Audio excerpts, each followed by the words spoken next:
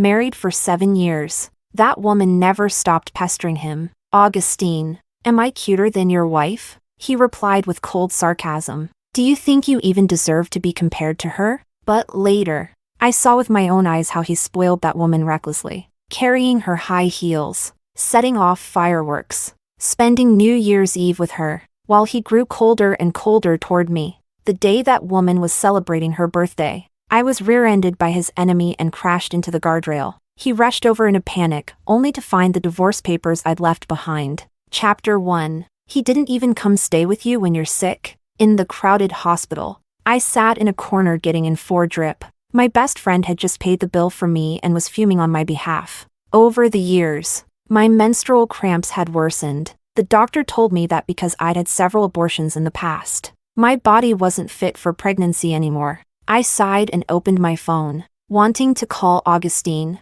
As expected, the line was busy. Still busy with work? My friend muttered discontentedly. His wife is in the state. And he's still working? I forced a smile. The face in the mirror had no trace of color. Do you still remember Elena? Elena? The one who chased Augustine for 7 years. Never got him. And kept getting scolded by him? Yeah, now she got him. Not only did she chase Augustine for 7 years, she was also his secretary. A minute ago, Elena posted an update. Tell the cherry blossoms not to bloom, I've finally met the one I was waiting for. Attached was a photo of her holding hands with someone, at a 5-star hotel. Rose petals scattered on the floor, a woman's dress discarded, and a custom-made men's tie. On the man's slender ring finger, there was a pale mark, the trace left by a missing wedding band. The last photo was of a familiar leather seat, and 2 black stockings. Many envied me for placing the right bet when I was young. It was only after Augustine rose to fame and success that I earned his undivided love. But the truth was, Augustine had cheated on me. Chapter 2. By the time I left the hospital, it was nearly evening. I got a call from Augustine. What's wrong? His voice, as always, was calm and restrained, yet laced with tenderness, different from how he spoke to anyone else. I stuffed the medical report into my bag. It's nothing. I won't be coming home tonight, Augustine said. But today was my birthday. Thinking about it, we had known each other for 20 years now. He had celebrated 19 of my birthdays. This year, he forgot. I suddenly felt like crying. Augustine, today's my birthday. Could you come see me now? I heard rustling on the other end, fabric brushing against something. A moment later, he said, okay. He drove over himself. Over the years, Augustine had grown even more restrained and sharp. Every movement exuded a quiet confidence that made it hard to look away. I sat in the passenger seat. The car was spotless. No sign that anyone else had ever been there. My eyes drifted over him. A crisp collar, a luxury watch, a perfectly knotted tie, and his wedding ring, unbidden. My mind conjured the image of him entangled with Elena, disheveled clothes, bodies pressed close, lost in desire. An unspeakable tightness gripped my chest. What's wrong? You look pale. He always acted so carefully, never leaving evidence. If I hadn't accidentally added Elena's WeChat using a backup account, I wouldn't have found any proof at all. Clutching the seatbelt, I said, the doctor told me it'll be very difficult for us to have children.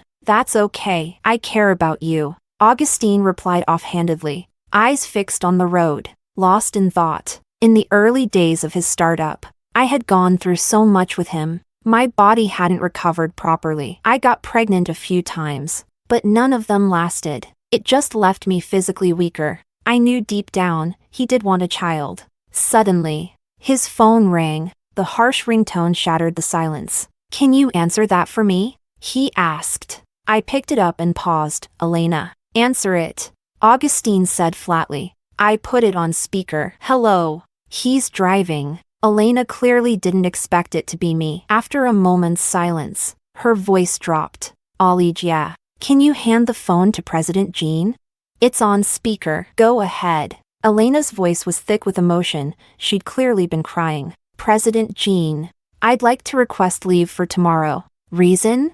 Augustine's tone was indifferent. I'm in a bad mood. I want to go to the amusement park with my boyfriend. Boyfriend. I instinctively looked at Augustine's tightly pressed lips. It felt like someone had smacked me straight across the face. Was she asking him out? Or was this some twisted revenge for me taking him away from her earlier? Elena, I'm paying you to work, not to take days off every other day. I'm sorry, but I really want to go. Her voice cracked at the end. He left me today. I just want to get out and clear my head. I stared at Augustine, desperately hoping he would say no. But Augustine simply tightened his lips. His finger tapped lightly on the steering wheel. Don't let it happen again. Elena sniffled, then smiled through tears. Thank you, President Jean. After the call ended, Augustine kept his face expressionless, eyes fixed forward. The tapping of his fingers on the wheel slowly faded. It was a sign he was finally relaxing. He had been frustrated about leaving Elena behind, and now, relieved after soothing his mistress. Maybe even he didn't want to admit it, but being invited by Elena right in front of me, it thrilled him. Let's go too, I said abruptly. Augustine rejected me instantly. I have a meeting tomorrow. Amusement parks are childish. They're not for you. You never used to say that, I said softly. Without looking at me, Augustine replied, Ollie, we've been married for 7 years. 7 years. So I wasn't allowed to ask for romance anymore? Was that what he meant? I turned to look out the window and gave a quiet mem. I didn't argue again. Chapter 3. Augustine had probably long forgotten. We used to be childish too. That summer when we were 18, the hottest one on record. He held a sun umbrella over me, his shoulder loaded with my snacks and my little sling bag, running wild with me through the amusement park all day. At the very top of the Ferris wheel, he kissed me and said, Ollie, I'm going to marry you. Back then, his eyes were full of nothing but me. We were the golden couple in the eyes of our classmates. When we got married, we even invited our old high school homeroom teacher. He said, I always thought this kid had a thing for you. Sure enough, he made his move right after graduation. Years later, when the company went public, Augustine finally admitted he had planned it all along. To this day, I still don't quite understand. Is love really something worth risking your whole life for? In the 5th year of our marriage, Elena became Augustine's secretary. I walked in on her flirting with him in the CEO's office. President Jean, is your wife as cute as me? Augustine responded with cold mockery.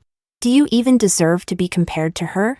I slowly let my guard down. 2 years passed. Just when I had nearly forgotten about her, I accidentally added Elena's WeChat with a backup account. That was the start of a nightmare. Her moments painted a world completely different from what Augustine had told me. The same man who always said, I can't stand Elena, lowered himself to carry her heels on the beaches of the Maldives. On New Year's Eve, he blocked my number, so he could stand beside her and watch the very first firework bloom in the sky as the new year rang in. And in the end, he couldn't even remember my birthday. Love, maybe it really could be with just anyone. After dinner, Augustine went out to the balcony to take a call. The birthday cake he'd bought in a rush sat untouched on the table. I watched him. The faint glow of his phone lit up his profile, and I saw that same tenderness in his eyes. The kind of look he used to give me when we were young. I said nothing, just quietly cleared the dishes. The next day, I went to the amusement park alone.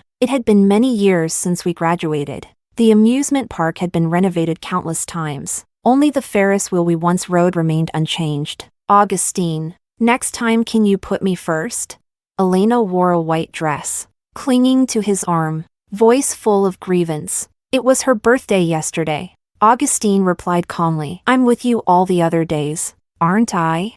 If you don't love her anymore, why even celebrate her birthday? Elena pouted. I'm still young, throwing myself at some old man like you, and you still don't appreciate it. Augustine laughed. I'm old? You didn't say that when we were in bed. Fine, you're rich, hot, and have stamina. Happy now? Chapter 4. Elena tugged him onto the Ferris wheel. Miss, are you here with your boyfriend? The ticket attendant asked. You can make a wish at the top. If you start kissing from the bottom all the way to the highest point, you'll be guaranteed to grow old together. The attendant stopped me at the entrance. I ignored him, just stared. eyes locked on Augustine and Elena as they boarded the Ferris wheel. His hand rested lazily on the railing, head tilted as he watched Elena struggle to put on a bunny ear headband. She couldn't get it on properly. Eventually, he reached out and gently held her chin in place, then used his other hand to guide the band into position. He angled his wrist slightly back, so he could lean in and kiss her right after. Their figures, kissing and tangled together, grew smaller as the gondola rose. Augustine had initiated it, and he didn't let go. The sunlight was blinding. Tears streamed uncontrollably down my face, but I refused to blink. Not until they rose so high I could no longer see them. Suddenly, I snapped, frantically calling Augustine. At first, the call was declined. Crying, I kept dialing. After several tries, someone finally picked up. It was Elena. "Olivia," she said, voice clearly annoyed at being interrupted but trying to stay polite. "President Jean is in a meeting. Can I help you with something?" "Put him on the phone. He's unavailable. Are you deaf?" I said put him on the phone. Elena didn't say another word, just handed the phone to Augustine. His voice came through the speaker, a little hoarse. "Ollie, what's wrong?" I stared at the Ferris wheel now at its highest point, and asked softly, "Is the view from the top beautiful?" There was a long silence on the other end. "Augustine," I said, "if I hadn't called just now, were you going to make a wish with her? To be together forever?" Chapter 5. In the living room, Augustine sat silently across from me for a long time. "Ollie, does it really have to come to this?" On the coffee table lay a divorce agreement. I had it drafted in a rush by a law school classmate. After skimming through it briefly, he said, "It's sloppy. Several of the clauses are questionable." I clenched my hands tightly. "That's all you have to say to me, now?" Augustine paused, then said softly, "I'm sorry.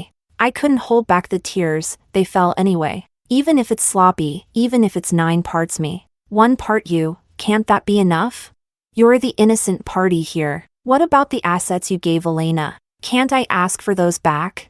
He met my tearful, reddened eyes, and couldn't get a word out. I threw the agreement at his face, and then I broke down sobbing. "Augustine, do you even have a heart? What the hell am I to you?" A flicker of pain flashed in his eyes, then suddenly, he pulled me into his arms. "Ollie, I'm sorry. I wasn't thinking clearly. Please, don't divorce me." My voice trembled. "When you were in the Maldives with her, did you know I was sick? Did you know my period pains have been getting worse? Because I've had too many miscarriages?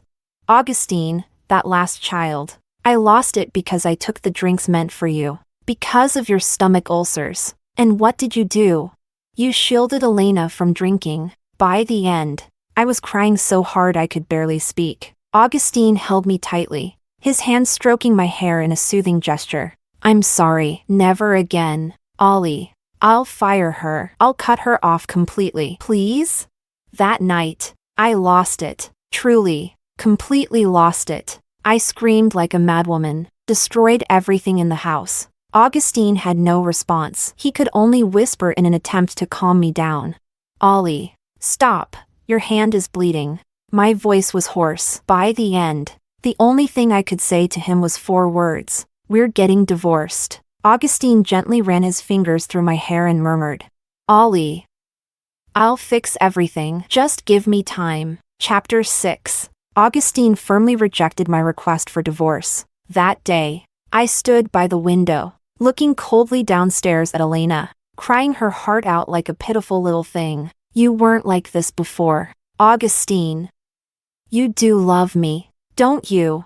"You're wrong." Augustine's voice was ice cold. "You were just a momentary thrill. When that wears off, isn't it only natural for things to end?" Elena wiped her tears in embarrassment. "Augustine, you liar. You're the biggest liar in the world." She squatted down and sobbed just as the rain started to fall. Augustine lowered his eyes, lost in thought. Maybe that hand of his, half raised in a sudden impulse, then clenched tight with visible veins, meant something he wouldn't admit. The next day, Elena vanished from the company. After that, Augustine came home every day and gradually started talking more, even though I never responded. He didn't seem to mind at all. It was almost like we were back in the early startup days. But some things, once broken, can never be put back together. At least, there was still one thing I could hold on to: money. In the past few years, Augustine's company had grown rapidly. Because of health issues, I had stopped working and focused on recovery at home. So when I decided to return to the company, my friends didn't understand. Ollie's taking spying to a new level. She's showing up at Augustine's company now. I corrected them seriously. It's our company. From the very beginning, startup to expansion, I'd put in my fair share, and I owned a significant amount of shares. One friend said, "You really don't know how lucky you are. Augustine's making all that money, and you could be traveling the world. Make him take you to the Maldives for a vacation." Funny thing was, he had never taken me anywhere. But Elena? She got all the romance. When Augustine found out, he asked me, "Ollie, would you want to go?"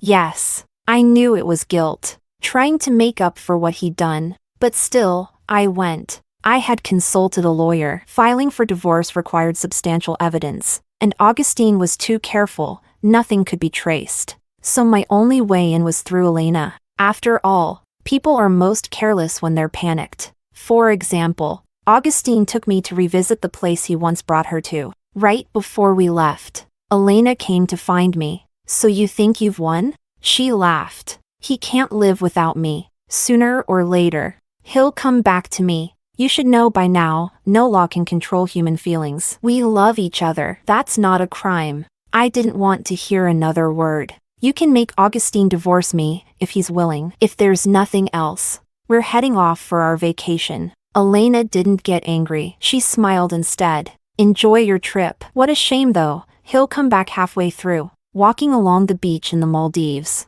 the pale blue ocean in the distance reflected the dazzling golden sunlight. It was beautiful. I held up my phone, leisurely piecing together a 9-square photo collage, and posted it on my social feed. I knew Elena would see it, and it wouldn't be long before she struck back with photos of her own. The lawyer said, if she ever carelessly exposed their relationship in the open, that would be the leverage I needed. After posting, I noticed Augustine gazing into the sunset, lost in thought. "What's on your mind?" I asked. Augustine pulled his eyes back and gave a faint smile. "Nothing. Time for dinner." I stared at him for a moment before replying, "All right, let's go eat." Nearby, a young woman laughed cheerfully. She was barefoot on the sand, calling to the man behind her. "Hurry up, we're chasing the sunset." There was a flicker in Augustine's expression. Just for a second, he looked distant. I quietly looked away and let the shell in my hand fall to the ground. See? No matter how beautiful the scenery, it wasn't the first time he'd seen it. And in his heart, he'd already found something more beautiful. That night, Augustine drank a little. I was tipsy too, leaning against the soft cushions, looking out at the endless sea. Just as Augustine leaned in to kiss me, I gently turned my face away. He froze, his voice hoarse. "Ollie, what's wrong?" "Talk to me tonight," I said. Okay, honestly, I'd probably poured him more wine than he should have had. People tend to speak their hearts when they're drunk. The lawyer had told me if I could get him to write a confession, it would be ideal. Augustine kissed my ear. "You've always been weak. That time you were sick, I carried you 2 kilometers to the hospital," I said flatly. "Yeah, back then, I really thought I was lucky that someone loved me." "You always will be," he replied. "Augustine will love Alice forever." A gentle breeze drifted through the gauzy curtains, but it couldn't cover the hollow lies behind those words. I said to him, "Augustine, sing me a song." At 18, Augustine had a beautiful voice. He used to sing love songs to me in front of the whole school, so confidently, but after gaining power and status, he stopped singing. "Which one?" He chuckled. "The one you sang when you confessed." I got up and sat out on the balcony. The soft night wind lifted my hair. I closed my eyes. For a moment, I was 18 again. That summer when Augustine told me he loved me. Back then, I believed so deeply in our promise to grow old together. The screen of my phone lit up on the coffee table. It was a message from Elena. "I'm pregnant. It's Augustine's. You'll never take him from me." At some point, the wind had stopped. So had the music. He didn't finish the song. I turned and looked at Augustine, standing in the shadows, clutching his phone, and in that moment, I knew. Some things are gone for good. He said, Ollie, something's come up at the company. I have to go back. Chapter 7. Everyone was puzzled that I came back from vacation alone. Did you have a fight with Augustine?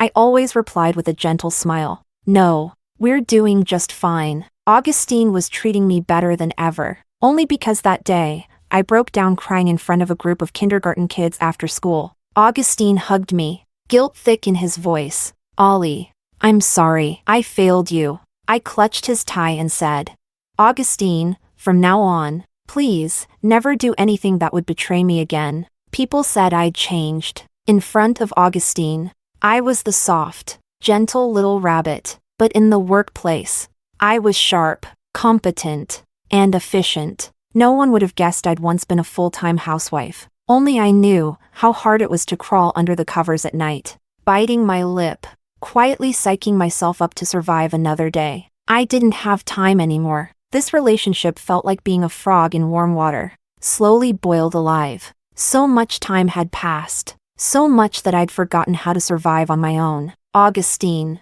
will you come with me to a concert tonight?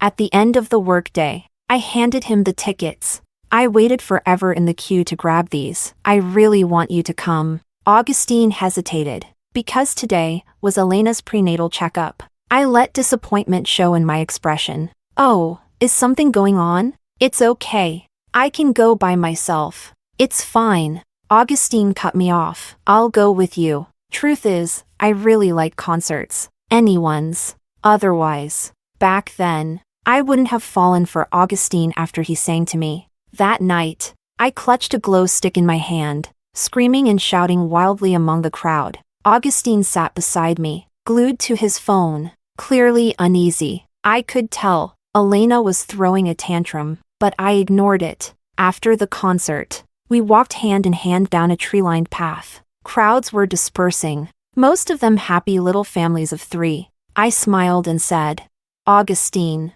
when I was 18, I used to dream that someday, when we were young, you'd take me to a concert, and when we were older, you and our child would come with me. If we had a child, tonight, we'd be as happy as those families. Augustine's grip on my hand tightened suddenly. Ollie. His voice was full of emotion. I turned back, smiling brightly. But now, it's okay. Even if we never have a child, having you by my side is enough for me. His expression went blank, and his eyes slowly turned red. Ollie. I'm so sorry. I'm a terrible person. I cupped his face and gently wiped away his tears. No, you're not. You'll always be my Augustine. Tonight. I was really happy. Thank you for coming with me. I stood on my tiptoes and gave him a soft kiss on the lips, then stepped back with a smile. I'm guessing something's come up at the company again, so I'll take a taxi home. But before I could walk far, he suddenly yanked my wrist hard, then pulled me tightly into his arms. Augustine said, There's nothing at the company. Let's go home, together. That night, Augustine lost control a little. He kissed me hungrily, ran his hands through my hair, and in the haze of passion, he actually said he wanted to have a child with me. Just as he was about to make it real, I pressed my hand against his belt. Augustine. I can't trust you yet. Can you write me a promise? He said. Okay. Chapter 8. It was half a month later when I heard from Elena again. This time, she came to see me in person. Elena had lost a lot of weight, and her words were sharp. He doesn't love you anymore. Why are you still clinging to him? I genuinely wondered, are all mistresses graduates from the same training camp? Even the lines they use are identical. I said, Elena, we've known each other for 20 years. 20 years. And yet he still fell in love with me?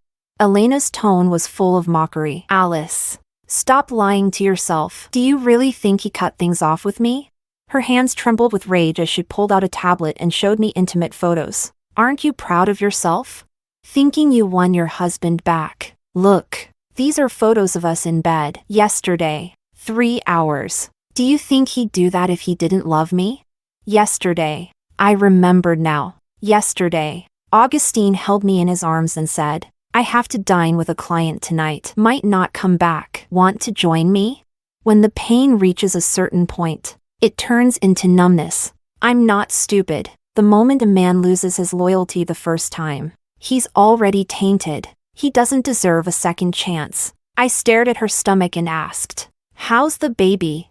Doing fine. I looked at her steadily, my tone calm. I'm not giving Augustine back to you. Elena reacted like she just heard the funniest joke. You don't actually think you're still that irresistible. I'm going to throw him away. If you want to pick up trash, go ahead. I couldn't help but let a hint of sarcasm slip through. Elena went ballistic. Before she could throw that glass of water at me, I grabbed my bag and walked out of the cafe smoothly. The evidence is ready. I can file for divorce anytime, but if Augustine feels enough guilt, a divorce by mutual agreement could maximize my interests. I stood up with my bag, ignored her livid face, and walked out of the cafe. Chapter 9. Augustine scheduled appointments for me with several OBGYN specialists. They were all professors from top hospitals. He tried every possible way to help me recover physically, and I played along, looking cooperative. At one point, I had such severe menstrual cramps that I was drenched in sweat. Augustine saw it. Afterward, he stood by the window, chain-smoking in silence. He said, I'm sorry, Ollie. I didn't know you were in so much pain before. I smiled and shook my head. It's okay. As long as you love me, that's enough. Honestly, seeing Augustine like this, struggling, torn, I felt a storm of emotions. I wondered what the 18-year-old Augustine would think if he saw himself now. He went shopping with me a few times. I stood in front of a store window, staring at a pair of limited edition shoes he once bought for Elena, and said with a hint of regret, I wish I had a pair too. Augustine's face was reflected in the glass, gloomy and overcast. He knew they were sold out, impossible to buy again. He had given the last pair to Elena as a birthday gift. Be good. Let's look at something else. He took my hand and led me away. I said, Augustine, I really like that brand slogan. Some gifts can only be given once. If you gave it to me, you wouldn't give it to someone else, right? Augustine's voice was hoarse. There won't be anyone else. In his eyes, I no longer looked lifeless. I seemed more alive, more vibrant each day. He often stared at me in a daze. What are you looking at? Nothing. Just thinking about how you looked when you were younger. There was tenderness in Augustine's eyes. Ollie, I love you. I was sitting cross-legged on the sofa, hugging my laptop. Then tell me, how do I fix this part here? You dummy. It's easy. Augustine put his arm around me and started helping me with my work. Just like back then, when he leaned on the desk, head propped on his hand, helping me solve math problems. That evening, when Augustine and I were getting off work, Elena, heavily pregnant, was waiting for us at the entrance. Her eyes were red as she said, Augustine, are you really going to abandon me and the baby? Augustine's face darkened as he grabbed my hand. What nonsense are you talking about? I'm not making things up. She gritted her teeth. You know this baby is yours. Are you going to deny it? Augustine tried to pull me upstairs with him. I shook him off with a faint smile. You go handle it. I'll head home myself. Augustine froze. Ollie. I ignored him and went upstairs. Actually, I had already installed a surveillance camera in the parking garage, aimed at our spot. Now, I was watching the footage on the screen. Augustine had Elena in his arms. Silently, I pressed the record button. I thought you didn't want me anymore. Never. Augustine sighed. But she's still my wife. Then just divorce her, Elena said. Augustine gently touched her face. Go home for now. Be good. When will you come see me? Soon. Chapter 10. When Augustine came back, I was leaning against a soft pillow, discussing a project proposal with a colleague. Ollie, he called out. I looked at him silently, holding his gaze without speaking for a long while. Augustine parted his lips, trying to explain. Elena, her boyfriend left her. She's not doing well mentally. I let out a little "oh," and smiled. So that's what happened. Hope she's okay. I've had enough of his stupid, pathetic lies. They're less entertaining than watching a live stand-up show. Augustine came over and handed me a cup of milk tea he bought downstairs. Still hot, your favorite. Jasmine green milk tea. I don't drink it anymore. I closed my laptop. I quit a long time ago. Ollie, you don't trust me? Not at all. I said with a smile. We're in love. So whatever you say, I believe it. Augustine opened his mouth, but couldn't find the words. Augustine, have you ever had regrets? I asked. He didn't blink. Yes, I regret ever getting involved with Elena. I had regrets too. I regretted ever getting involved with him. Work entered its busiest phase. I was often so swamped I barely had time to drink water. On Christmas Day, snow began to fall outside. Augustine was out of town on a business trip. I was driving home. Over the phone, Augustine reminded me, make sure you eat well while I'm away. Wait for me to come home. I know. As I passed through a busy intersection, out of nowhere, a massive truck barreled across the median strip and came hurtling straight toward me. I instinctively yanked the steering wheel. The car slammed into the guardrail. The airbag deployed. The loud impact left my ears ringing. For a while, I didn't even realize I'd been in a car accident. Through the phone, I could hear Augustine's voice shouting in panic. Later, the paramedics arrived and carried me onto a stretcher. Staring up at the white, snowy sky, I suddenly remembered it was Elena's birthday today. And in that moment, I decided to take action. I left Augustine a divorce agreement and walked away for good. I trusted he'd understand exactly what it meant. Either sign it, or I'll take it to court. Chapter 11. A month after Alice disappeared, Augustine seemed possessed. He harassed every friend and relative she had. As a result, news of his 3-year affair with Elena spread like wildfire. Everyone sighed. Desire really is a deadly thing. With money and power, he went chasing after thrills. In the end, he lost even his former self. Augustine tore up the divorce papers Alice had left behind and forced himself to get through the month. In January, Augustine received a new set of divorce papers mailed from overseas, sent by Alice. The terms were much more comprehensive. It was obvious she had hired a professional legal team. She was truly determined to end the marriage. Augustine left behind a sobbing Elena and flew abroad on his own. He found Alice's biological parents, whom she didn't have a particularly close relationship with. After hearing him out, they said, "You were the one who betrayed the marriage, so we support her decision." Walking the foreign streets alone, Augustine saw an elderly couple with silver hair, supporting each other as they sat on a park bench watching the sunset.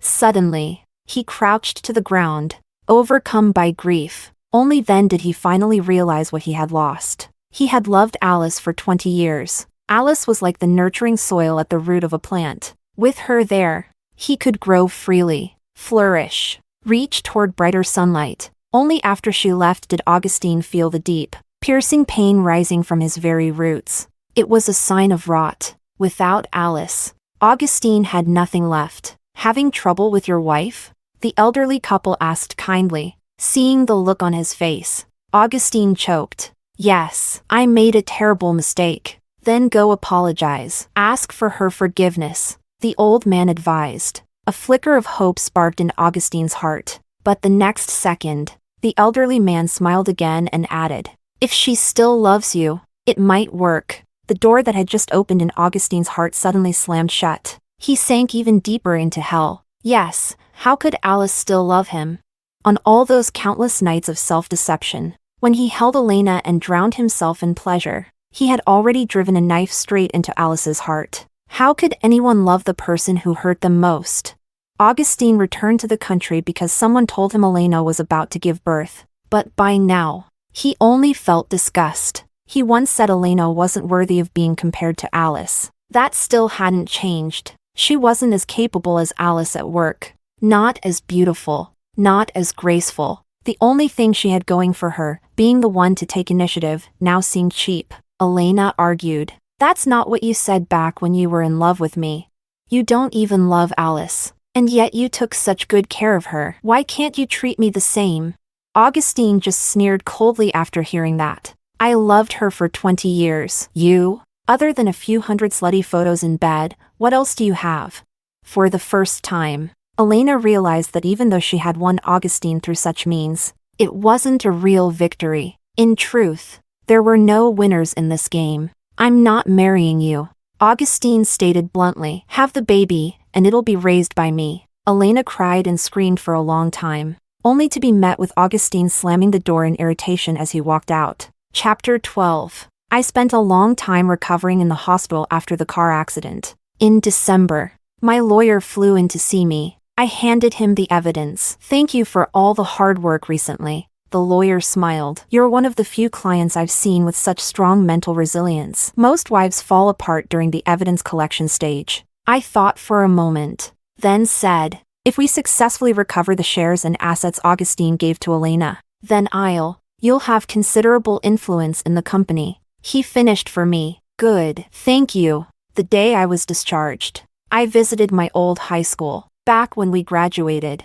Augustine had stood on that very stage and confessed his love to me. On the school wall, a faded photo of us was still hanging. I found the administrator and asked him to take it down. Want to keep it as a memory? He asked. I shook my head. No, we're getting a divorce. The administrator looked regretful. So many years. Every graduating class came here to confess their love. All because of you two. I didn't expect this. Yeah, neither did I. I sighed, staring at the photo of the two smiling young people. The 18-year-old Augustine and Alice. If they saw how things turned out, they'd be heartbroken. As I left the school, I ran into Augustine. He was standing there, visibly thinner. Ollie. I looked up. What a coincidence. You came to find old photos too?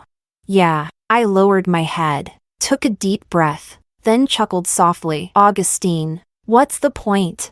Ollie. I'm not marrying Elena. I'll take custody of the child. Let's not get divorced, okay? Didn't you always want to have a child?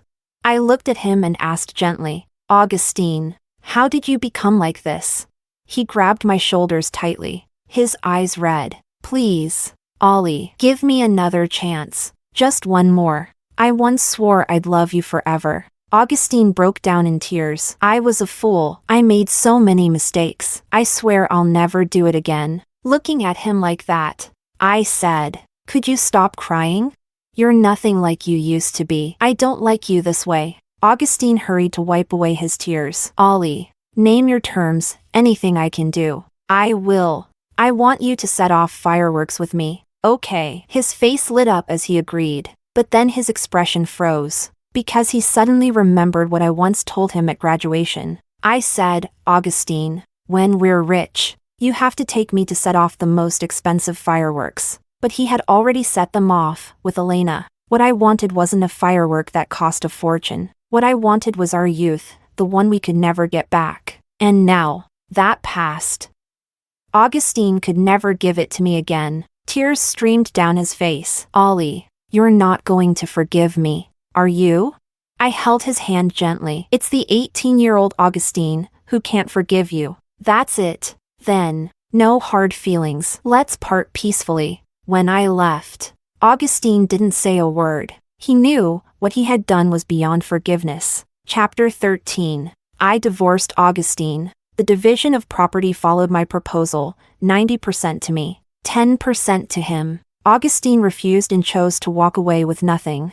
I hadn't been idle these past few months. I gritted my teeth and worked hard to adjust to corporate life. So when I returned to the company, I handled work matters with ease and confidence. The month Elena was due to give birth, her court case also went to trial. I filed a claim to recover marital property. This was the second set of evidence I had collected. It included chat logs between her and Augustine, social media posts flaunting luxury homes and cars, and the equity transfer documents. All of it had occurred during the marriage. The evidence was solid, and with our divorce agreement in hand, the court ordered everything returned. I still remember that sunny day when Elena, heavily pregnant, threw a tantrum in public. The baby I'm carrying is Augustine's.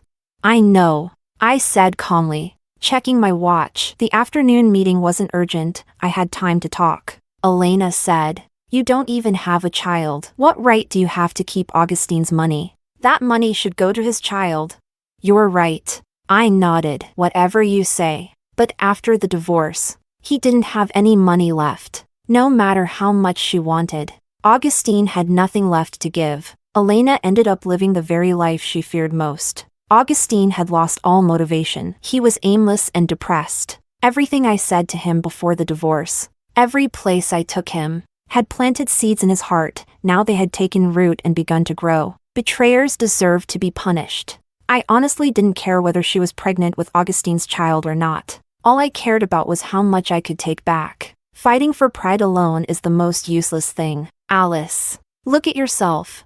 Who do you think you are? As if Augustine could still like someone like you. What kind of person am I? I looked at my reflection in the car window. It's true, I'm not young anymore. There's no more longing for love in my eyes. But what hardship carved into me wasn't weariness. It was the courage to keep walking forward. I smiled and asked her, is love really that important?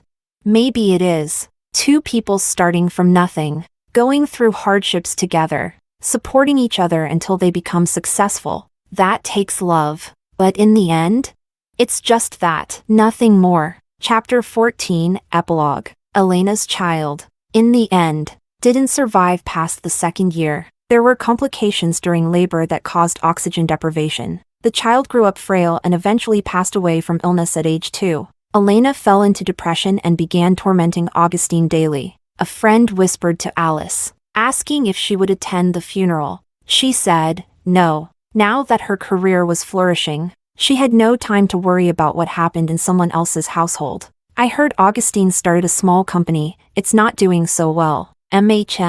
Alice didn't even look up. Well, he has a child to support. I heard right after the child died. He shut the company down. You really were his driving force. The friend sighed. When you were around, he was full of ambition. Now look at him, just a shadow. Suddenly, Alice's phone rang. She picked up quickly. A man's voice came through the receiver. Should I pick you up for dinner tonight? Sure. Seeing the smile spreading across Alice's face, her friend asked, is there something going on? A business partner. Not just that. Huh? He's pursuing me. Her friend started teasing. Then bring him around sometime. That evening, as Alice went downstairs, she saw a familiar car parked on the side of the road. It was Augustine's. After the divorce, Alice had given the car to him. He stepped out as the door opened. Ollie. Just like her friends had said, there was no longer a trace of vitality in him. The confident, high-spirited Augustine was gone, replaced by someone completely hollow. Alice gave a small nod. My condolences. Her voice carried no warmth. Augustine sighed and looked up at the brightly lit building. He had once stood there, possessing everything, and now, he was reduced to this. I honestly didn't expect things to end up like this. End up like what? Alice's voice was calm. Just a simple betrayal? Harmless? Is that what you thought? Augustine choked. I'm sorry. Betrayal is betrayal. You betrayed me, and you paid the price. That's enough. Her tone unsettled him, as though this wasn't how things were supposed to be between them. Augustine hesitated, then asked, Ollie, when did you find out you were cheating? Alice finished the question for him with a smile. A long time ago. I saw it in her social media posts. Augustine tried to speak again, but Alice cut him off. I know what you're going to ask. Getting back together with you, that was fake. Believing you still loved me, that was fake. Being intimate with you, that wasn't real. Either. Color slowly drained from Augustine's face, leaving him pale and lifeless. Ollie. Why? Because I needed evidence. Alice said with a mocking smile. If you didn't feel guilty toward me, how else could I get the proof? How else could I make you willingly give up all your assets and walk away with nothing? She wasn't that magnanimous. Anyone who hurt her had to pay. Augustine was one, and so was Elena. That unfamiliar expression on Alice's face made Augustine's heart ache. But, you cried. Alice laughed out loud, feeling sad and wanting to take back what's mine. How are those things contradictory? Augustine, I have to survive. In the distance, a tall man stepped out of a car, suit and tie, dusty from the road. Ollie, he called. There was still a trace of fatigue between his brows. Augustine was suddenly overcome by a sense of dread. Then he saw Alice naturally reach out and take the man's arm. Augustine, let me introduce you. This is my boyfriend, Zach. Zach gave a polite nod. Nice to meet you. It took Augustine a long time to find his voice. You have a boyfriend? Yes. No explanation, no intention to explain, just one short word, brushing off the entire conversation. Zach took Alice's hand. Are you done talking? Let's go get dinner. All done. The moment Alice turned to leave, Augustine felt a wave of panic for no reason. Ollie. Alice glanced back and saw in the backseat of his car a bouquet of blooming red roses. She understood why he had come today, but even Augustine wasn't sure what he was hoping for. Maybe he just wanted her to know his intentions. He stared at Alice, nervously awaiting a response, but Alice simply turned her head again, calm and composed, and smiled at Zach. Buy me a bouquet of roses, will you? The most expensive kind. I already did. There in the car, the two of them walked away, slowly disappearing into the distance, laughing about something cheerful. Augustine stood behind, staring at their shadows. At first, his and Alice's shadows overlapped slightly, short and close, just like the two of them in their youth. But as Alice walked farther away, the shadow stretched, and at a certain moment, it completely separated from his. The shadow at his feet was the 18-year-old Augustine. The one up ahead, hand in hand with someone else, was the 30-year-old Alice. And he remained lost in the chaotic illusions of 28, forever unable to move on. Story 2. Chapter 1. On my son's birthday, my husband asked his first love to come pick him up from our home. I stubbornly refused to let him go, and as we argued, a fierce fire broke out in the hallway. I was struck by falling debris, my head bleeding profusely, but I shielded my son beneath me, leaving him unharmed. But when my firefighter husband arrived to rescue us, he grabbed the only gas mask and handed it to his first love. Aunt Anna isn't well, Daddy. Save her first. Mommy, you wait for another firefighter to come and rescue you. I watched them leave, a bitter smile forming on my lips. It seemed they had all forgotten that I suffer from severe asthma. Without a gas mask, I could die. Amidst the flames, I watched helplessly as my husband carried another woman, desperately rushing to safety, and the son I nearly died to bring into this world stood protectively by her side, worried she might fall, occasionally reaching out to steady her. From beginning to end, neither of them looked back at me. My heart ached unbearably. I was supposed to be their family, but in the face of life and death, they didn't hesitate to abandon me. Half an hour earlier, Anna had knocked on my door, wanting to take my son out for his birthday. I coldly refused, but Lucas, who had been doing homework in his room, heard the commotion. He burst out, pushing me aside and grabbing her hand, his face beaming with happiness as he headed out. My heart ached, but I stubbornly tried to stop them. But my son bit down hard on the arm I used to hold him back, his eyes filled with a hint of hatred. Why won't you let me go with Aunt Anna? If it weren't for you, Aunt Anna would be my mom. I wish you were dead.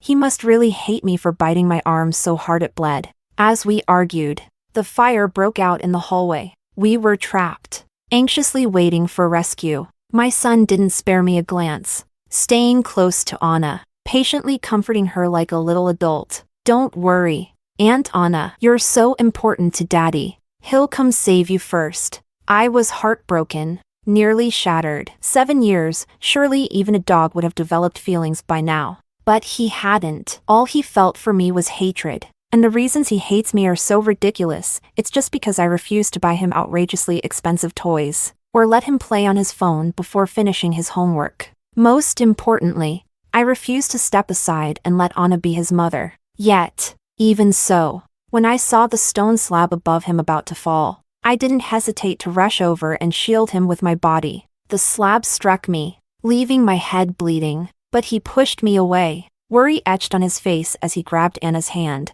asking if she was okay. Even when Alex burst through the door wearing a gas mask, my son immediately ran over, grabbed the only gas mask, and handed it to Anna. Dad, save Anna first. She's not well. Let another firefighter rescue Mom. Tears welled up in my eyes as I managed a bitter smile. I raised the almost empty bottle of my medication and told them, my medicine is running out. I can't survive much longer in the smoke. 7 years ago today, I lay on an operating table, bleeding out during a difficult childbirth, teetering on the brink of life and death. Before I lost consciousness, I clung to Alex's hand, begging him to save the baby no matter what. If the worst should happen, I told him to choose the baby over me. But today, 7 years later, the child I nearly died to bring into the world was clinging to Alex's hand, begging him to save someone else first. Alex looked at me coldly, cradling Anna in his arms. His icy tone sent shivers down my spine as he said,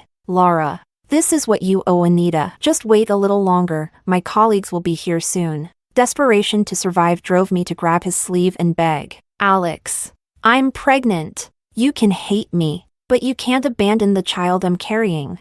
A flicker of shock passed through Alex's eyes. He had barely been home lately, and I hadn't told him. Seeing his hesitation, Lucas angrily pried my fingers off one by one. "Mom, you can't be so selfish.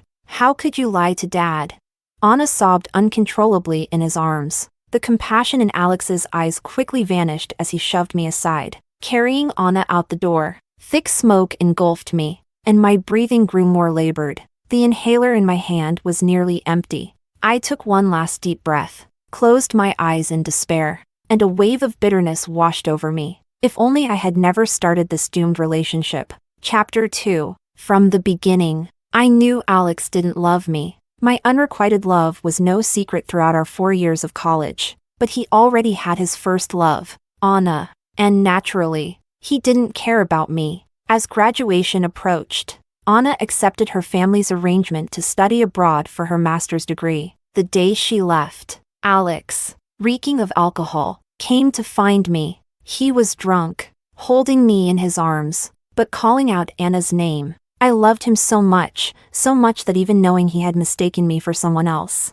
I still let myself indulge in that fleeting moment of passion. But it was a mistake, and the next morning, he threw my clothes at my feet, telling me to get out. What I thought was just a one-night stand turned into something more when I found out I was pregnant. Alex gave me a wedding, allowed me to keep the baby, but named our son Lucas. He must have truly not loved me, because when Anna returned, he let her provoke me repeatedly, even allowing her to come to our home and take Lucas away. When I hysterically questioned Alex, even our son sided with him. He said, "Mom, you're not as pretty as Aunt Anna, and you're not as gentle as she is. Why don't you just leave?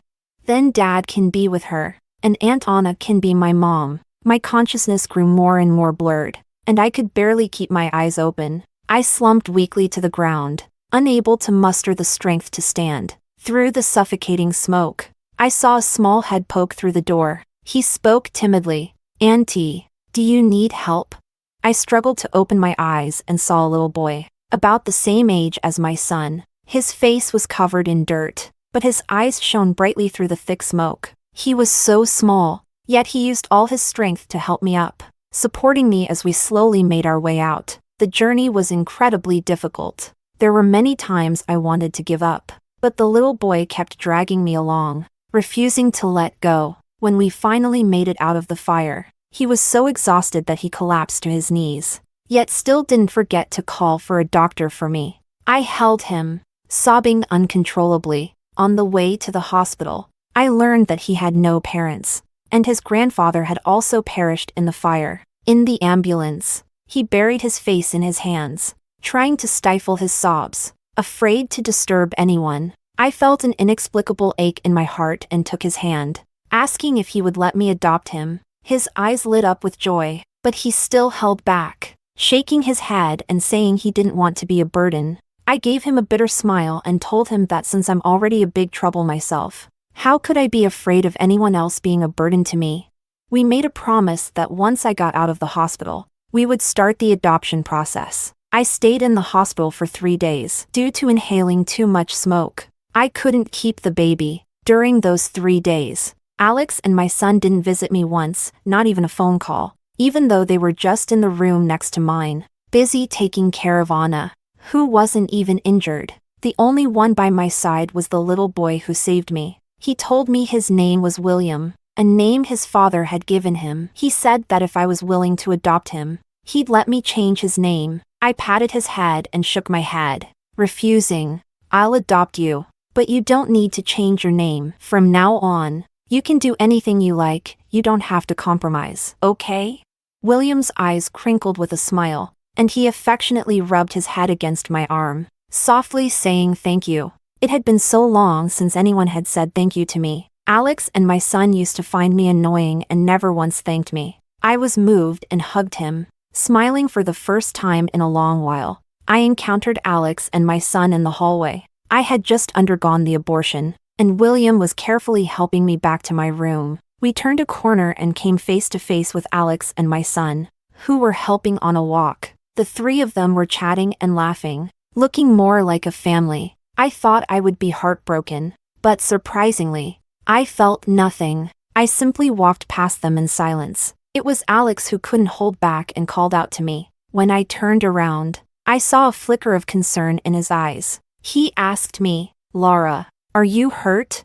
I almost wanted to laugh. Of course not. I just had an asthma attack and nearly died in the smoke. My head needed a few stitches and is still wrapped in bandages. But apparently, he's too blind to notice. Oh, and I lost the baby, too. But perhaps that's a blessing, considering it would have had such a cold-hearted father and brother. When I didn't answer, Alex's gaze slowly dropped to my abdomen. Seeing my flat stomach, he let out a mocking laugh. "Laura, I actually thought you were pregnant, but I guess Sisu was right. You were just selfishly trying to trick me into saving you first." Lucas stood beside him, glaring at me with resentment. Chapter 3. At this point, there's no need for explanations. I nodded slightly. Think what you want. Seeing me alive must be disappointing for you, but it's okay. I looked directly into Alex's indifferent eyes. "Alex, let's get a divorce. I'll set you free so you can pursue your true love."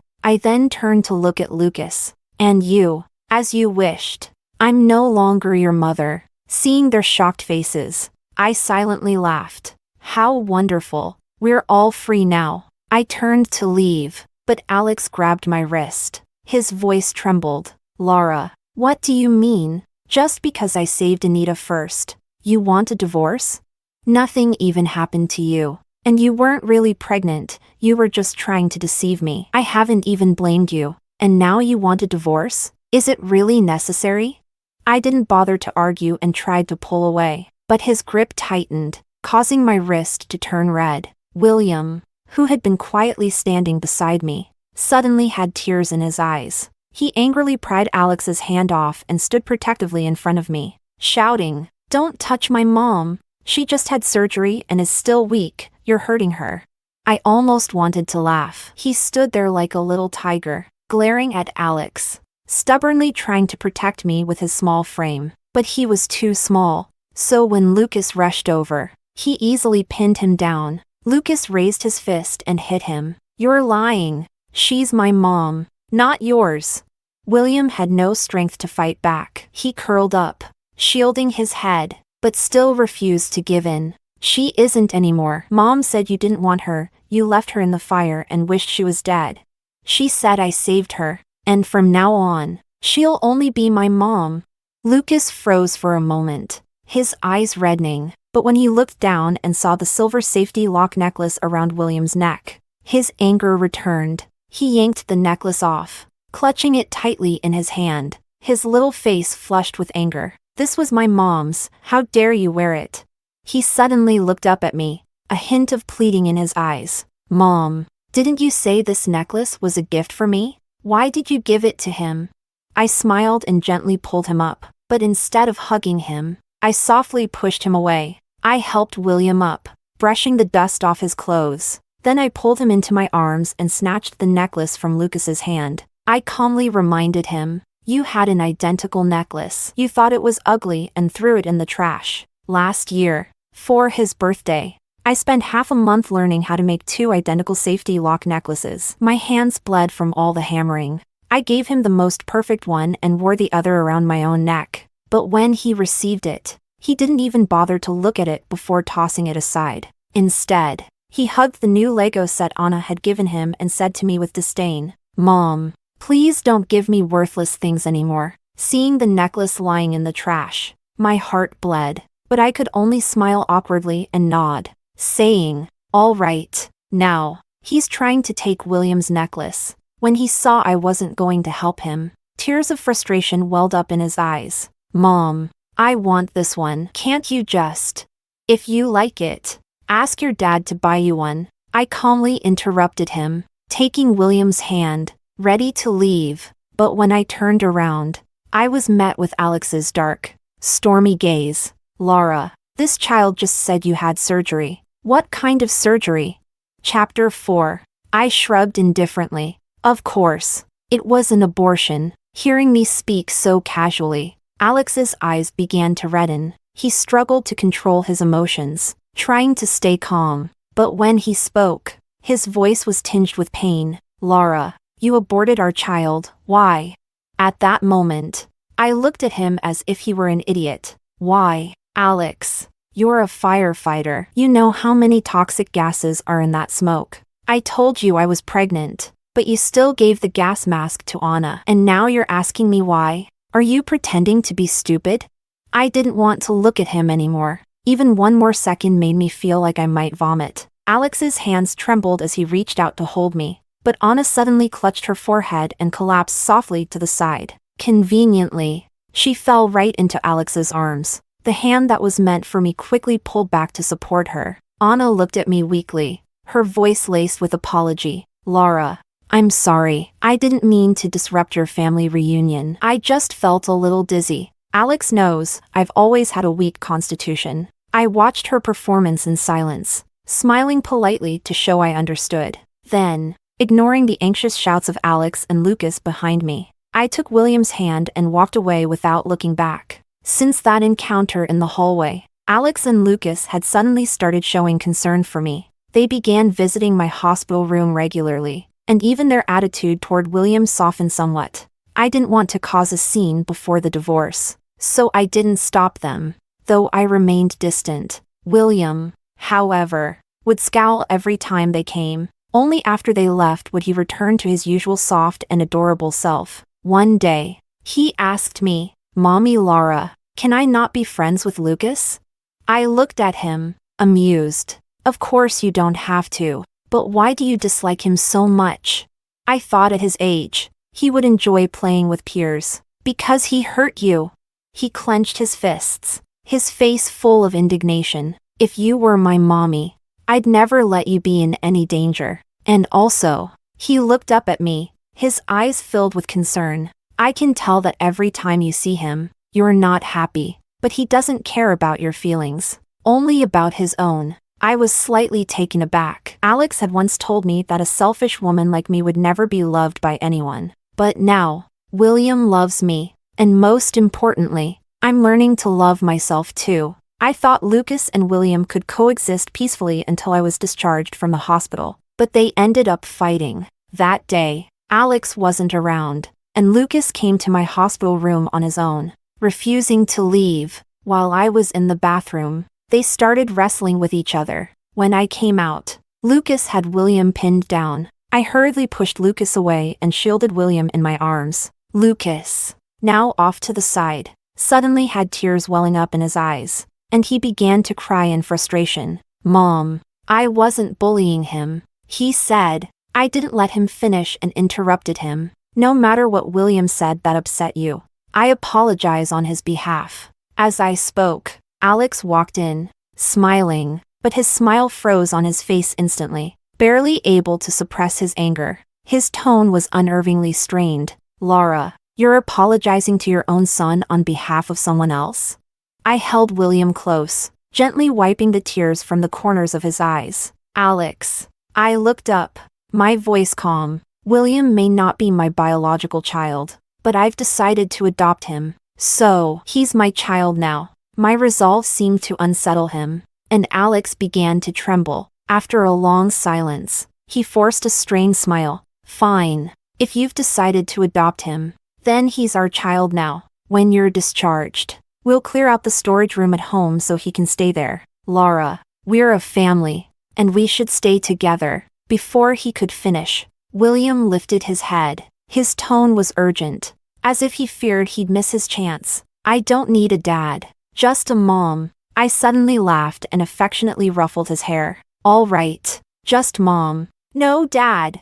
But when I looked up again, my smile vanished. Alex. Once I'm discharged, let's finalize the divorce. Chapter 5. The usually calm and composed Alex began to panic. He tried to grab my hand, but I easily avoided him, leaving him grasping at nothing but air. It seemed he had never imagined a day would come when I would reject his touch. Disbelief was written all over his face. His voice trembled slightly, a sign of the anger he was desperately trying to suppress. Laura, have you really thought this through? If we divorce, Lucas will stay with me. You won't be allowed to see him again. I lowered my gaze, my expression remaining calm and untroubled. Fine. After all, once Anna becomes his mother, he won't want to see me anyway. What surprised me was that Lucas suddenly burst into tears and threw himself into my arms. No, Mom. I just don't like you controlling me. I don't want Aunt Anna to be my mom. He was still my child. After all, I hesitated for a long time but finally wrapped my arms around his shoulders. He cried bitterly in my arms, clutching my sleeves tightly as if he feared I would disappear if he let go. It had been so long since he had relied on me like this. For a long time, he refused to let me touch him. He would say, Mom, I'm grown up now. Stop hugging me all the time, it's annoying. But then he would turn around and cuddle with Anna. It used to make my heart ache. But eventually, I grew numb, though I never gave up trying. After all, he once loved me the most. When he was just learning to talk, the first word he said was Mom. When he was learning to walk, he would stumble and fall into my arms. During the days when Alex, tired of me, preferred staying at work over coming home, Lucas was my entire support. Back then, he would sweetly call me Mom and say that I was his favorite. His eyes were bright, full of love. But then, Anna returned.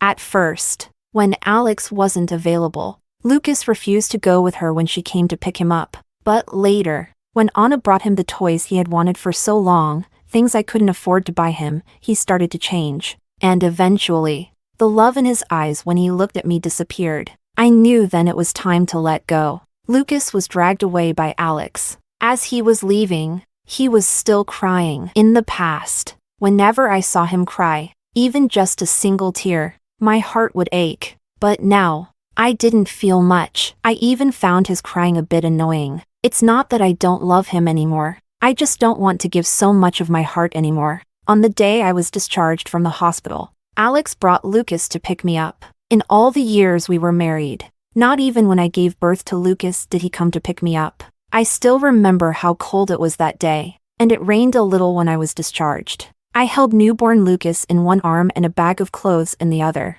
I called Alex, asking if he could come pick me up. His voice over the phone was filled with impatience. Laura, do you not have legs or what? It's just a short distance, and you need someone to pick you up. You're being ridiculous.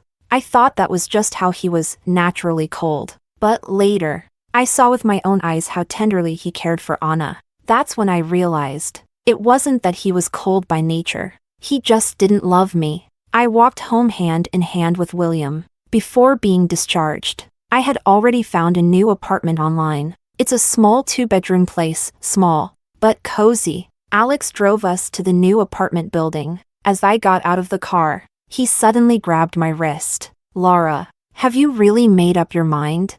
There was a look in his eyes that I couldn't quite understand. A kind of hope. I looked him straight in the eyes and calmly nodded. The hope in his eyes instantly vanished, leaving behind the usual indifferent expression. Chapter 6. All right, Laura. I'll meet you at the Civil Affairs Bureau in 3 days. I got out of the car with William, and Lucas, with red, tear-filled eyes, tried to follow us, but Alex held him back. He struggled, crying and pleading for me to take him with us. Mom, I'm sorry. Please don't leave me. I won't play games anymore, and I don't want those toys either. Mom, please don't go. The car door slammed shut, and through the window, I saw Alex holding him down firmly. William gently squeezed my hand. What's wrong? I looked down, trying to keep my voice steady as I asked him, but the choke in my voice betrayed me. He stood on his tiptoes and patted my head. Mom, don't be sad. I promise I'll be very good. I couldn't hold it in any longer, and I covered my face, quietly sobbing. I had once given everything without reservation, so taking it all back now felt as painful as peeling off my own skin. But it doesn't matter. Everything will pass. 3 days later, after completing the divorce process with Alex, I immediately took William to finalize the adoption paperwork. Once the legal procedures were done, William and I officially became a family.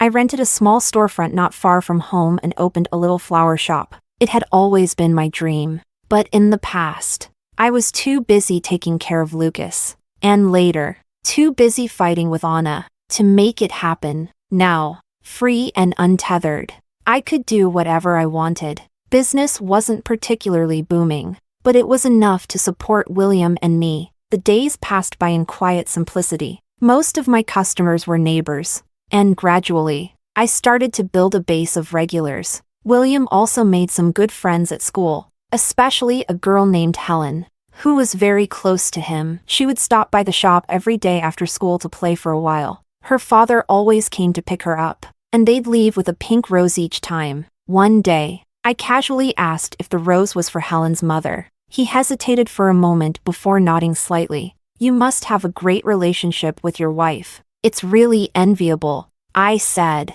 smiling, but his eyes suddenly filled with tears. "It's not for my wife." Seeing my surprised expression, he looked a little embarrassed. "It's for my sister. Helen is my niece. 2 years ago, my sister and her husband died in a car accident." His voice grew choked with emotion, and my heart ached as I listened. There was no one else to take care of Helen, so I brought her to live with me. The 2 little ones, who had been busy playing games, suddenly came over. With mischievous grins, they pushed us together. I suddenly blushed, pretending to be angry as I playfully swatted William on the bottom. When I looked up, I met his somewhat intense gaze, and I felt so shy that I wanted to hide. Over time, I got to know him better. His name is Jack, and he runs his own company, doing quite well for himself. Most importantly, he's single. I'm not entirely opposed to the idea of a new relationship, but the wounds I've suffered haven't fully healed yet. So while I remained clear-headed about his advances, neither rejecting nor rushing to accept them, I stayed cautious. One day, I took William to the supermarket to shop. When we stepped outside, I realized it was raining heavily. We stood at the entrance, holding 2 large bags of groceries, anxiously waiting, but the rain only got heavier, and every passing taxi was already occupied. Even the ride-sharing app showed hundreds of people ahead of us in line. I was growing increasingly anxious. I had left the house thinking we'd be back quickly, and the chicken soup on the stove hadn't been turned off yet. Just as I was feeling helpless, Jack's car pulled up in front of us. He hurriedly opened the car door, too concerned to even grab an umbrella. Shielding his head with his hand, he quickly ran over to me and naturally took the shopping bags from my hands. Chapter 7. William proudly showed off the smartwatch on his wrist. "Mom, I just sent our location to Helen,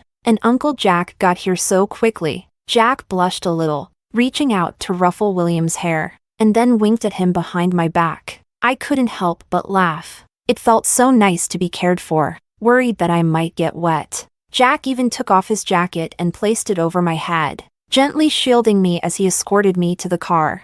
Sitting in the back seat, I watched William and Jack chatting and laughing together, and my eyes grew a little misty. When we got to my building, Jack insisted on carrying the grocery bags upstairs. I didn't refuse, and William walked between us, holding each of our hands. As I glanced at our reflection in the puddles, I suddenly thought that being a family of 3 like this wouldn't be so bad. We were laughing and joking as we went upstairs, but as soon as I stepped out of the elevator, I froze. Lucas was standing at my door, holding a beautifully wrapped box, and Alex was beside him, smiling. The moment Alex saw Jack, his smile vanished. He forced a smile, but his voice was strained and awkward. "Laura, how have you been?" "Pretty good," I replied nonchalantly, stepping past him and Lucas to unlock the door. Jack, still holding William's hand, followed me inside. Alex tried to come in with Lucas as well, but I stopped them with a raised hand. "If there's nothing important, don't come in." Alex froze in place, Completely stunned, Lucas ignored my words, trying to slip under my arm to get inside, but his father quickly grabbed him by the collar and pulled him back. Alex swallowed hard before speaking with difficulty. Laura, do you remember what day it is today? Seeing my confused expression, Lucas couldn't hold it in any longer and blurted out, "It's your wedding anniversary." He forced a smile and held up the gift box. "Mom, Dad picked out a beautiful ring for you, back when we got married, probably out of reluctance. Alex didn't even bother to get me a wedding ring. After Lucas was born, I mentioned a few times that I wanted a ring, but he always coldly refused. There were times when Alex reluctantly took me along with Lucas to the mall, and I would linger at the jewelry counters, gazing longingly at the beautiful rings. Each time, he pretended not to see, quickly dragging Lucas away, leaving me to awkwardly chase after them. I didn't reach out to take the gift box from Lucas. I no longer needed a ring from him. I have the means to buy one for myself now, and I no longer need someone else to make me happy. When he saw that I wasn't taking the box, Lucas grew anxious. He opened the box himself, pulled out the ridiculously beautiful diamond ring, and shoved it into Alex's hand. "Dad, hurry and put it on Mom so she can forgive us." Alex grabbed my hand, trying to slip the ring onto my finger, but I gently pushed him away. "Alex, I don't need it anymore. We've been divorced for a long time. You should leave. Take Lucas with you, and don't come back to disrupt my life." His hand froze awkwardly in midair, trembling slightly, but he stubbornly refused to pull it back. "Laura, can you give me one more chance?" There was a rare note of pleading in his voice. His eyes were red, filled with desperation. Before I could respond, Jack stepped forward and began pushing him out the door. Perhaps he was afraid I might waver. Chapter 8. But Alex didn't budge. He was usually so calm, but now he suddenly erupted in anger. He grabbed Jack by the collar, throwing a punch at him. "Get lost! This is my family business. What right do you have to push me out?" Seeing him so unreasonable, I couldn't hold back any longer. With a loud slap, the air fell silent. Alex clutched his face, staring at me in disbelief. I stepped forward and took Jack's hand, smiling. I looked at Alex. "I forgot to introduce you. This is my boyfriend, Jack." "So yes, I'd say he has every right to make you leave." Alex raised his hand to cover his eyes, crying like a child in front of me. After our divorce, I had once imagined him regretting everything, but seeing him so pathetic now didn't bring me the satisfaction I expected. Maybe it's because I truly no longer care, and nothing he does can stir me anymore. Before leaving, he reached out, wanting to hug me one last time, but I blocked him. "Alex, don't come back anymore, please. Let me have some peace, okay?" Alex nodded silently and left with Lucas. As they were leaving, Lucas clung to my leg, begging me to let him stay. His face was flushed from crying, and he couldn't even string together a full sentence. "Mom, please, don't leave me. I promise. I won't talk back to you anymore, and I'll do my homework. Just please, don't make me go." Alex, with a stern expression, grabbed his collar and practically dragged him away. Lucas didn't look back. Even as they disappeared into the elevator, he never once glanced at me. It's all in the past now. It's time for us to move on and find our peace. 6 months later, Jack proposed to me. When he got down on one knee and pulled out the ring, I couldn't help but tear up. The ring was big, beautiful, even more beautiful than the ones I used to admire in the store windows. As he slipped it onto my finger with trembling hands, the crowd around us burst into applause. Everyone was blessing us, and I felt a deep sense of peace. Maybe this is what love is supposed to be. It makes you feel secure, without constantly worrying about losing it. Most importantly, it makes you feel worthy of being loved, and I am worthy of all of this. Jack gave me a grand wedding. He took care of everything, not letting me worry about a single detail. I didn't send Alex an invitation,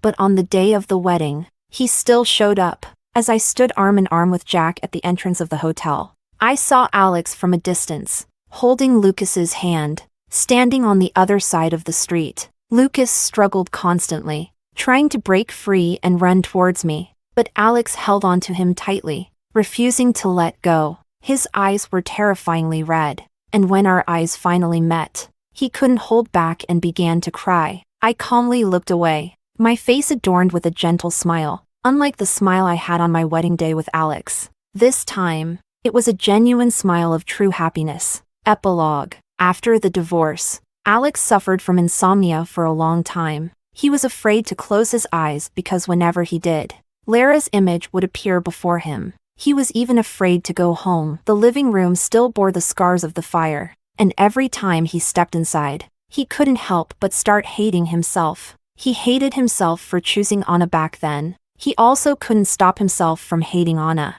and even Lucas. If it hadn't been for Lucas begging him to save Anna first, maybe Lara wouldn't have left. He finally, belatedly, realized that it was Lara he truly loved. As for Anna, she was nothing more than a regret from his youth. So when Anna asked him if they should get married, he refused without a second thought. Anna, with tears in her eyes, asked him why. He looked at her face, filled with disgust, and almost through gritted teeth. He said, "Because you can't even compare to a single strand of Lara's hair." Lucas cried in front of him many times, begging to see his mom. Each time, Alex would glare at him venomously, telling him, "Your mom doesn't want you anymore. She has a new child now, and you mean nothing to her."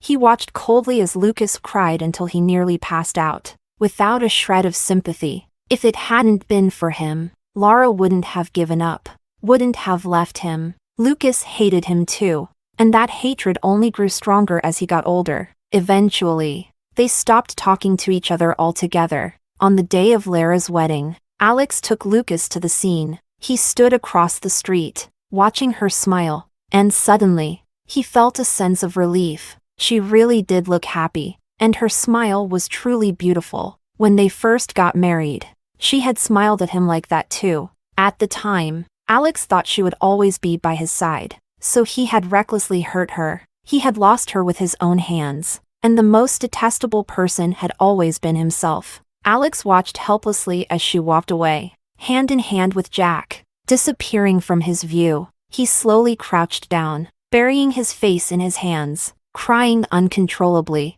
Regret and sorrow overwhelmed him, but what could he do? He and Lara were finally over.